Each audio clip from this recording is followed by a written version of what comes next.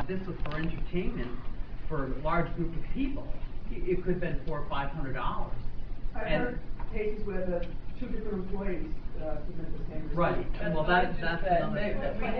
We have a company down south, and they take their clients out to football games and stuff like that, and we saw that the two guys are copying the same football tickets, and they now we cut it out. We think they are not allowed to submit copies.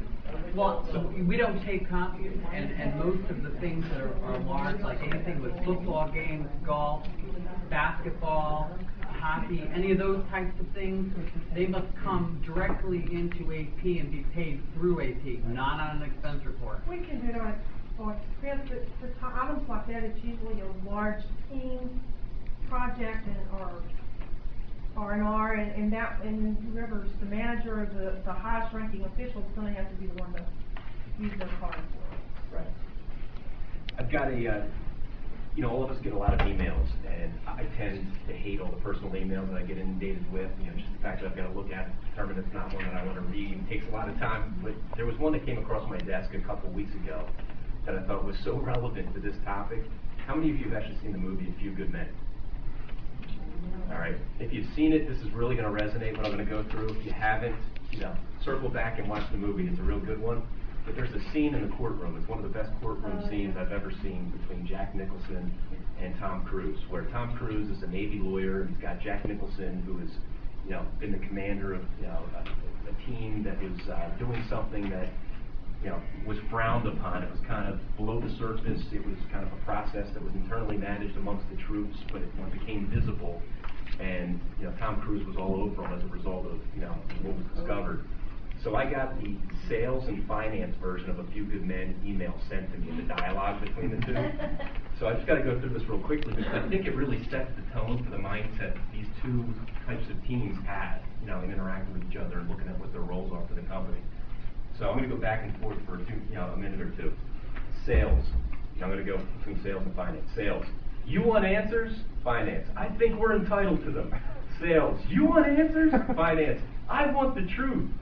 Sales. You can't handle the truth. Son, we live in a world that requires revenue, and that revenue must be brought in by people with elite skills.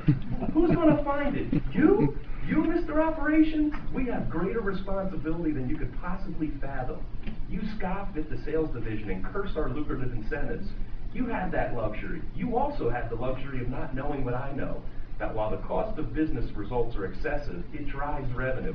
And my very existence, while grotesque and incomprehensible to you, drives revenue.